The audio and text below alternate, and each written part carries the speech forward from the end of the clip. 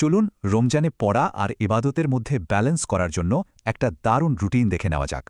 রমজানে ইবাদত, পড়ালেখা, আবার ঘুম সবকিছু একসাথে সামলানো কিন্তু বেশ কঠিন, তাই না? সফল হতে গেলে কিন্তু কোনো একটা পারফেক্ট রুটিনই শেষ কথা না। আসল হলো নিজের জন্য কোনটা ভালো কাজ করে সেটা খুঁজে বের করা। তো এই ব্যাপারটার জন্য দুইটা আলাদা অ্যাপ্রোচ আছে। একটা হলো নাইট আউলদের জন্য আর একটা আর্লি বার্ডদের জন্য। তাহলে প্রথমে নাইট আউল রুটিনটা দিয়ে শুরু করা যাক, মানে যারা মূলত রাতেই পড়েন। এই রুটিনটা খুব স্মার্টলি সাজানো। ইফতার আর তারাবির পর যখন এনার্জি বেশি থাকে তখনই পড়ার মূল সময়টা রাখা হয়েছে।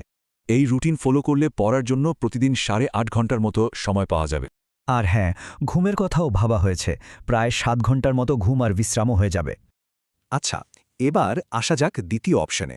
এটা হলো যারা দিনের বেলায় পড়েন তাদের জন্য।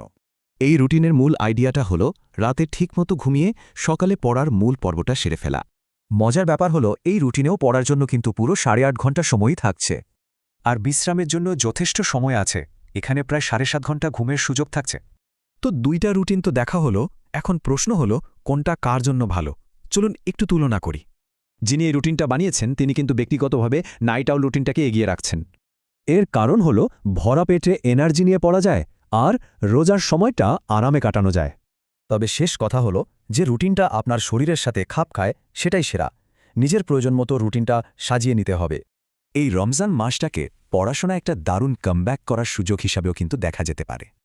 ভাবুন তো, একটা ব্যালেন্সড প্ল্যান থাকলে এই পরিবর্তনের মাসটা কেমন হতে পারে।